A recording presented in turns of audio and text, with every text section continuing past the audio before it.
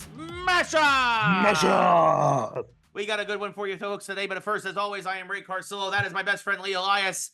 We are the Geeks Who Like Sports, and our mashup today is... You mentioned on the show, if you haven't yet, please go back and check it out, and then come back here, or watch this and then go back there. Like and subscribe. It is true.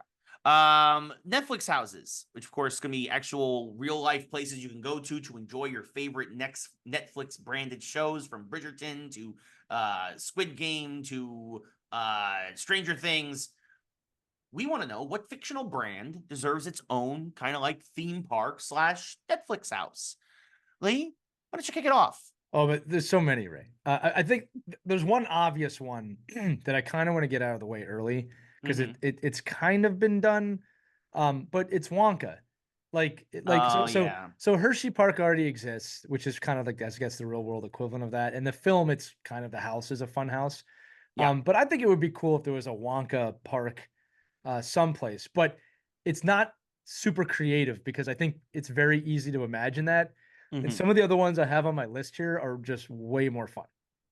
That's cool. Well, but I had to give a nod to Wonka like at the start. It is like probably the king of fictional amusement park area things and stuff. Just don't eat any of the candy. Yeah, outside Jurassic Park, which is not really I'm not going to count that as a brand. These are like advertising brands in cinema, right? So Jurassic Park the film's about Jurassic Park, right? These are brands that show up in a show or a movie that we're giving their own park. Wonka, though, is kind of the exception a little bit for me, just because of the nature of the film. So I wanted to give a nod to Wonka and the Wonka Park. But I've got several others, Ray. But do you want me to dive into one, or do you want to dive into one? Give me one more before I get to my first one.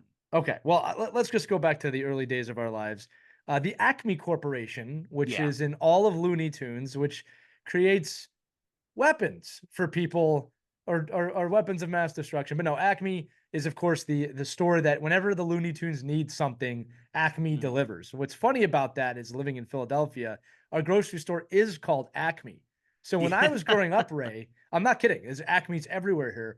When I was growing up, I didn't separate that the two were different things, that the Acme Corporation was different from Acme, the supermarket. So I always wondered why, when I went to my supermarket, there weren't things that Wile E. Coyote was using to try and get the Roadrunner, and that I couldn't sling myself across the desert. But can you imagine an Acme Park? I guess it's kind of a Warner Brothers park now that I'm thinking about it. Right. But that would be a fun place to visit. Kind of Six Flags, if you had 12 lives. Sure, absolutely. Yeah, there's a lot of violence that could go on. That actually kind of reminds me of a funny story. When I was a kid, when I was maybe 4 years old, my mom used to have a black and white TV in the kitchen that she would have. We did too, with a little knob you had to do with the antennas. So that while she was cooking, she'd have some background noise or whatever. And I asked my mom, and I'm like, why is that TV black and white? And like the other TVs are color. And she was like, well, they all used to be black and white, and everything used to be in black and white. Yeah. And I was like, oh, so like what year did like the world turn to color? And she's like, what do you mean? Because I was like, she's like, well, you just said everything was black and white. Oh, that's a very little kid thing to ask. Yeah. Yeah. It's like, because the way she said it, it made me think it's like everything was black and white. And then suddenly almost like, what was it, Pleasantville? And then suddenly everything turned to color one day. That's not how it happened. No, that was how my brain worked back then. What will they say in 50 years from now? Yeah. Fun fact, people didn't used to dream in color until televisions, supposedly. That's interesting. I've heard that. I didn't confirm that. People used to dream in black and white until TV. Wow. Which is weird how that changed our brains like that. That is interesting. I wonder how else it's changed our brains over the last 100 years. Yeah, it's definitely probably not for the better. But anyway. I mean, you're watching us on a TV right now. Or screen. Anyway, go ahead. Anyway. Or you're listening. God bless you for listening. Subscribe and like today. Yes, we appreciate it. So my fictional brand that I think would be... Can I guess what yours might be? Yes. Does it take the wind out of your sails if I guess it, or is it like a cool friend moment? You can guess. I think you're gonna go with Stay Puffed. No. Oh my God, I feel like a failure. Stay Puffed would be a fun park, though. Let's just be honest. That would be fun. I mean, Marshmallow Park. Yeah. No. The travelers have come. Yeah. I was thinking of something that could actually be almost like an amusement park, depending on how it goes. I was thinking of Vault-Tec from Fallout, where they create all the vaults. That's a good one too. Yeah. So I should have assumed you would have went gaming over cinema. Yeah. So, and then or Nuka-Cola, which is another brand, obviously from that universe, right? Which actually is like a Nuka-Cola like theme park in, I think it's Fallout 4. Yeah. So I mean, like, but I think Vault-Tec. I think a vault, people going into a vault that you could build into a mountain. You open the door and the gate, and you get inside, and you have to do all these. It's like a escape house. Yes. Exactly, almost like an escape room. Yes, you could do it like that. Yeah. And it could be full of killer robots or mutants or whatever, and then you do actually have to try to escape. Oh man, yeah. Sounds like some places have been on the club scene. I've got two more, Ray. right. I'm gonna go with this one first. So by and large, which is in many films, including Wall-E and some of those other films from that producer. By and large, Park, they're basically the Amazon of the universe in those movies. So I could see them creating a place. Not super exciting. The exciting one that I have here is Duff Beer Park, brought to you by the Burns Corporation in the Simpsons universe. Yeah, that's a great one. That's Duff great. Beer Park. Yeah.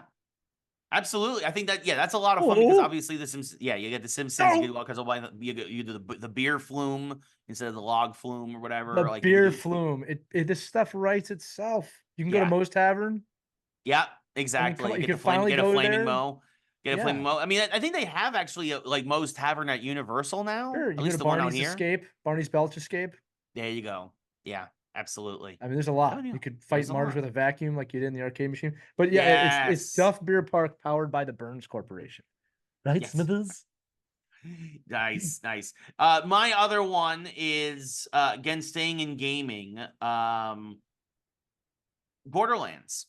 With all the different weapons, with all the different guns. You could have Torque with the exploding guns. Every time you throw a gun, it explodes. Whatever, when you run out of ammo, instead of reloading the gun, you throw the gun and it explodes, and then another gun appears for you and you get another clip. Oh, I like that. But yeah, I mean, obviously, I think Borderlands would definitely lend itself, and all those gun brands. What about like Pizza Planet? Now I'm thinking about it. Oh yeah, from Futurama. Yeah, no, Pizza Planet's in Toy Story. Oh, that's right. What am I thinking from Future? I'm thinking Planet Express. Planet Express could be another. That's what I was thinking. That's what I was thinking from Futurama. There's a few of them. Like I said, there's a lot of them. There's more than what we're thinking about. There's a lot of brands within DC and Marvel that we haven't talked about.